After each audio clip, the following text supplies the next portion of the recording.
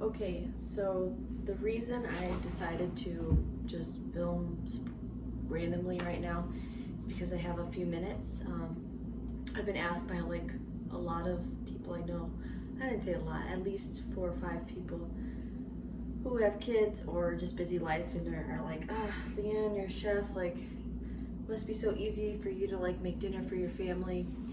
Like, please give me tips, give me a meal plan, like, and come and teach me like everything. And I like, yeah, for sure, like I would love to. I honestly would love to teach people how to cook, and honestly there's just no time. There's no time to meet up and like make it practical, and there's a big gap. So right now is my time. Right now is your time, like whenever you have a few minutes. So my intention is just to make this for my friends, family, whoever. But feel free, you can share it to anyone that that you think would benefit from it. So it's like, so right now it's 12:07, and because of the day, it's like Milena's actually still taking her nap. She went into a late nap, and I'm just thinking, you know what, let's film. The light's good, and I'll just tell you what my thought process is for dinner tonight. So I know just how tonight's gonna go, just because of tonight. I'm not planning on making a big dinner. I'm just thinking, what can I do that'll like fill everyone's belly and be happy, everyone will be happy. So 2 nights ago, was that Monday, I seared off a bunch of beef and I braised it, and I made a stew, a very thick stew. So think like beef bourguignon, but different flavor, not the mushrooms. It's pretty neutral. And we ate that for dinner, and then we ate that for lunch the next day. And I made a good amount. It was just Luis and I, Milena, so I still have some left over. So I kind of wanted you to show, sometimes we don't feel like eating it a third time. So with something that's braised, that's neutral, there's a few things you can do with it. So I kind of wanted to talk about that. So I'm going to show you, I'm going to open up my fridge and I'm going to show you what I have, and what I think sounds good to make with it. So before I start, anytime I make something out of a leftover, I plan on eating it in one setting or maybe the next day. So keep that in mind. Just the more times you like heat something up and cool it down, there's always that potential for like foodborne illness, if you don't care for it properly. So I just always recommend people, if you're going to use something that's already been cooked for more than a day, like and you don't want to extend it from 7 days from that point on. So anyways, just eat it very quickly that day or the next day. So that's what I'm going to do. So I'll show you what I have, and I'll show you some ideas that I had in mind.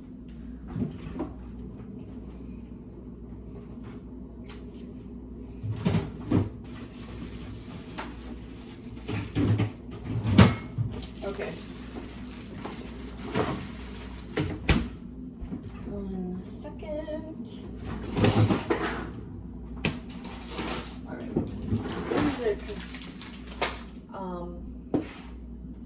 So I don't have a lot left over, but I don't feel like eating it, and I don't think Luis feels like eating it, and it's still meat. And anyways, one meal. This container is probably a 2-quart container, and it's halfway done, and it's got braised chunks of braised beef, some carrots, a little bit of potato and cauliflower in it. I had beans, but we ate all those out of it, so it does not look appetizing right this minute. Anything that has high fat never looks appetizing when it's cold because the fat solidifies. We know that. So but I still think this is a decent amount of meat. So what I'm thinking is, I'm thinking of 2 options. It's kind of chilly out, and I don't want to make too much, I don't want to add too much stuff to it that we have so much left over. But I was thinking to either make a, well, I could do shepherd's pie. I wasn't thinking that. I don't really want to make, I was thinking to either do a beef pot pie and something small, which I know maybe Luis and I, Milena would eat this with a salad, and that would probably be enough. Like if I made more, we'd probably eat more, but this will be enough. So I feel pretty good. So I am lacking some vegetables in here. This is a lot of meat, or more on the meat side. So I have a few carrots. Oops. I've got a few carrots. I think maybe an additional 1 or 2 carrots added to this. Probably maybe 1. I'll start out with 1. Honestly, I'll probably just put 1 of each. Luis is not a crazy celery person. I think if I just put a celery, a carrot, and some peas to bulk it up, should be good. And what else? I could put onion. I think I'll do that. So when you make a pot pie, you can use, I love making pot pies when you don't have very much meat on hand, and everyone loves a pot pie. It's like saucy, there's a crunchy shell. I love making pie dough, but if you don't have pie dough or you don't like making pie dough, you can always have a pie crust in your freezer, which is great. It like gets food out. It never tastes as good, but that's okay. So I'm gonna make a pie dough, and I'm gonna stop this video and make another one, and I'll show you. But what I'm gonna do is I'm gonna cut up the vegetables. I'm gonna cut up the vegetables, onion, and I'm gonna saute onion, garlic, add my raw vegetables in, and then I'm gonna make a pan roux, which is just flour, butter, and then I'm gonna add this in with a little bit of beef stock. And once it all comes together, if you like to add cream, add cream. If you don't, keep it as is. And I'll pour it into my already made pie shell. For pot pies, I like putting a pie crust on the top to crimp it, and then I'm gonna have it ready to go for dinner, which is really nice.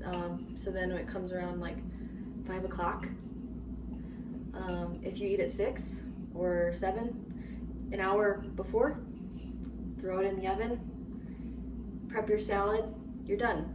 Really easy. You could be doing things all the way up till the moment, because 45 minutes, you know. It's better to reheat than be hungry and wanting your food out. Anyways, so yeah, I just want to talk. So another idea you could do, literally the exact same ingredients plus a grain, maybe farro or barley or even rice. You can make a soup, and I think a soup is a good way to, if you have some crusty bread on hand, or yeah, I would suggest some bread or cornbread, or just a light dinner where you don't need a bunch. Soups, you don't need a lot of meat, so you can go heavy on the veg, and there's already a little bit of grain in there. So I would do it the exact same method. I would get a pot, saute my garlic, onion, add in my raw vegetables, dice them. I would dice them smaller than if I put them in here, but it's up to you. It really is.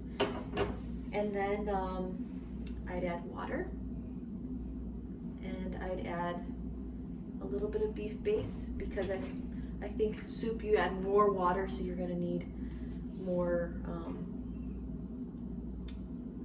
flavor. So just a little bit of beef base, because this already has some. And then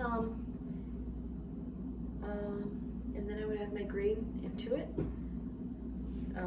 Depending on which grain you choose, some take a little longer, but farro and barley, they don't take that long. So that would be beef and barley soup. So, which is kind of a, I don't know, hearty Midwestern thing. So, and then I would put this in once the grain is towards the done. You never want to boil meat, even if it's been cooked already. Raw meat, cooked meat, anything, you don't want to boil it, you want to simmer it. That just helps it from getting, like you want to keep it tender, and boiling it like stresses the meat out. So that's why I would add this in just a little bit later. And with the soup, if I want it thicker, because the starches of the grain will release in the water, it'll be a little bit thick, a little bit viscous. But if I want it thicker, then I would just do I would thicken it with cornstarch. So cornstarch slurry, a little bit of cornstarch, equal parts is what they say. So if you do 2 tablespoons of cornstarch, 2 tablespoons of water or another liquid, and that into boiling water, into boiling liquid, and that will thicken it. You can always add more if you want it thicker. So, so those are the 2 ideas that I've got for you, even though there are more ideas, but that's what I was thinking tonight. But tonight I'm actually gonna make the pot pie because I know Luis likes pot pie a little bit more. So, and I know that'll all get eaten. So, anyways.